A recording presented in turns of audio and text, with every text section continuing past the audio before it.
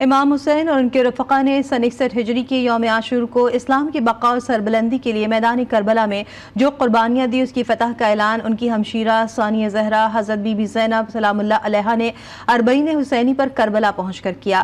چہلم کا دن دراصل واقعی کربلا میں ایک نئی تحریک کے آغاز کا دن تھا۔ صحابی رسول حضرت جابر ابن عبداللہ انصاری حضرت امام حسین کے روضے پر پہنچنے والے پہلے زائر تھے۔ ان کے فوراً بعد اہل حرم بھی یزید لائن کی قید سے چھوٹ کر کربلا پہنچے۔ سنت صحابی رسول اور سنت اہل بیت کی پیروی کا سلسلہ آج بھی جاری ہے۔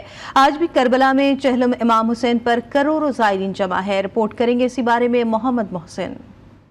سن 61 ہجری میں کربلا کے تپتے صحرا میں حضرت ابا عبداللہ امام حسین علیہ السلام اور ان کے باوفا ساتھیوں کی بے نظیر قربانیوں کے بعد چوتھے امام حضرت علی ابن الحسین، اہل بیت کی خواتین اور بچوں کی اسیری کا آغاز ہوا۔ ان قیدیوں نے پیغام حسینی کو کربلا سے کوفے اور کوفے سے شام تک قریہ قریہ، گاؤں گاؤں اور شہر شہر پھیلایا۔ حضرت زینب صلوات اللہ علیہا اور حضرت امام سید سجاد کے خطبات اور حقائق بیان کرنے کا اثر تھا کہ یزید لعین ایک برس بعد ہی صحیح اسیروں کو رہا کرنے پر مجبور ہو گیا۔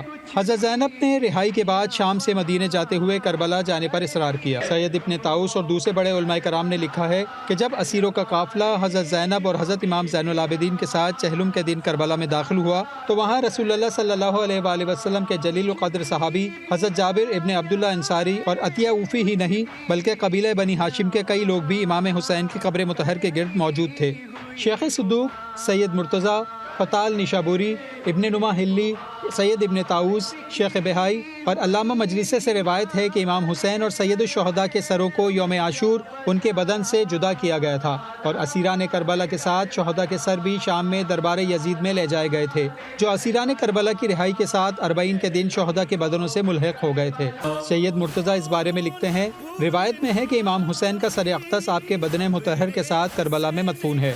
شیخ طوسی لکھتے ہیں کہ امام حسین کا سر بدن سے ملحق ہونے کی بنا پر زیارت 40 کی سفارش ہوئی ہے۔ قاضی طباطبائی لکھتے ہیں کہ زیارت مرد الراس بھی کہلاتی ہے۔ مرد الراس یعنی سر کا لوٹا دیا جانا۔ حضرت امام علی زین العابدین علیہ السلام اور جناب بی بی زینب بنت علی کی قیادت میں اہل بیت کا قافلہ پاپیادہ کربلا پہنچا، جس کی پیروی میں 13ویں صدی ہجری میں مجتہد شیخ مرتضیٰ انصاری نے نجف سے کربلا تک پیدل سفر کیا۔ محدث مرزا حسین نوری بھی پیدل امام حسین کی زیارت کو جایا کرتے تھے۔ اس کے بعد یہ مشی یا پیدل روی کا سلسلہ دراز ہوتا گیا اور آج دنیا بھر سے آنے والے کروڑوں زائرین زیارت 40 کے لیے نجف سے کربلا تک پاپیادہ سفر کر کے پہنچے ہیں، لیکن عراق کے رہنے والے زائرین کی ایک کثیر تعداد بصرہ، سامرہ، کاظمین، حلہ اور کوفہ سے کربلا تک کا پاپیادہ سفر کر کے پہنچی ہے۔